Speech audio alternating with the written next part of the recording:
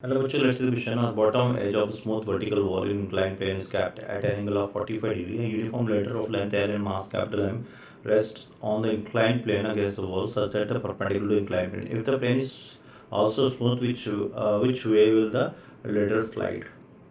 तो अगर अपन देखें तो नॉर्मल रिएक्शन इस पर ऐसे लग रही होगी, ये एन बी नॉर्मल रिएक्शन हो गई और ए की नॉर्मल रिएक्शन ऐसे लग रही होगी, एन ए नॉर्मल रिएक्शन हो गई और आपका जो एम जी लग रहा होगा वो वर्टिकली डाउन लग रहा होगा ऐसे।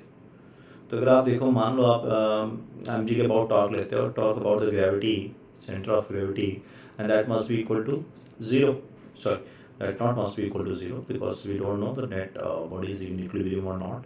हम बोलेंगे del tau centre of gravity के अबाउट टॉर्क निकालते हैं। सेंटर ऑफ ग्रेविटी के अबाउट अगर हम टॉर्क निकालने जाएंगे तो एम जी का टॉर्क जीरो हो जाएगा। तो torque of M G, net torque निकाल रहा हूँ अबाउट पॉइंट ओ, मान लो ये ओ पॉइंट है। नेट टॉर्क हो गया M G plus torque of N A plus torque of N B. तो टॉर्क ऑफ एम जी और टॉर्क ऑफ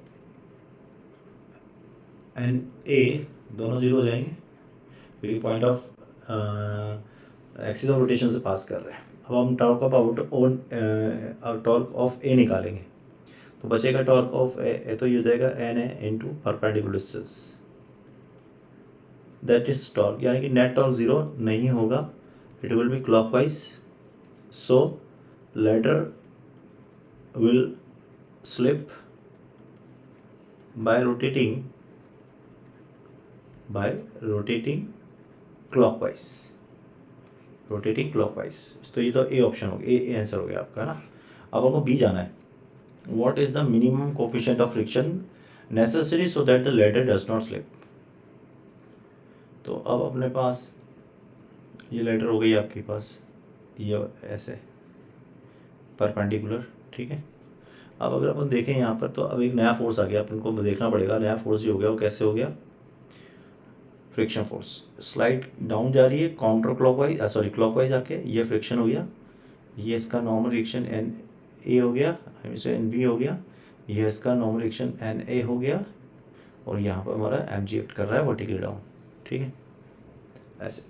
अब अगर हम देखें तो यहाँ पर ढंग से देख सकते हैं कि हम ये जानते हैं कि this is ladder is equilibrium, is in equilibrium, so talk about any point is zero, so talk about any point is zero। तो हम talk about ये पॉइंट निकाल लेते हैं, मान लो this P point, so let we assume torque P and that summation should be equal to what, zero। तो torque about P कौन कौन देगा, एन बी भी जीरो हो जाएगा, केवल एम जी देगा और टॉर्क एम जी बराबर क्या हो जाएगा यहाँ से, टॉर्क फ्रिक्शन, और टॉर्क एम जी कितना है, दैट इज एम जी का ये कंपोनेंट जो कि M G cos 45 root two हो जाएगा क्योंकि ये वाला एंगल 45 है। सो ये तो हो गया M G by root two into perpendicular distance L by two and that is equal to mu into N into L. अब एन को कैलकुलेट करते हैं, तो अगर ट्रांसलेटिव इक्विलिब्रियम देखें अपन, translative equilibrium, so translative equilibrium में क्या दिख रहा है आपको बच्चों, अगर देखोगे ढंग से तो ट्रांसलेटिव इक्विलिब्रियम में हमको पता चल रहा है कि जो एन बी है, हमें एन बी निकालना है बेसिकली, ये एन बी है, तो जो एन बी है उसका ये जो कंपोनेंट है वो N B cos 45 sine 45 one by root two है, ठीक है। और इसका ये एफ का ये component F into one by root two के सारे एंगल 45 है, तो ये जो होगा वर्टिकल इक्विलिब्रियम देगा। तो वर्टिकल इक्विलिब्रियम यानी summation of F I zero, अगर समेशन एफ आई जीरो हो रहा है यहाँ से तो हम बोल सकते हैं N B into one by root two plus friction को म्यू इंटू एन बी ही लिखोगे आप by root two is equal to what, M G. तो one plus mu into of N B is equal to कितना आ गया, M G by root two, sorry M G into root two, M G into root to.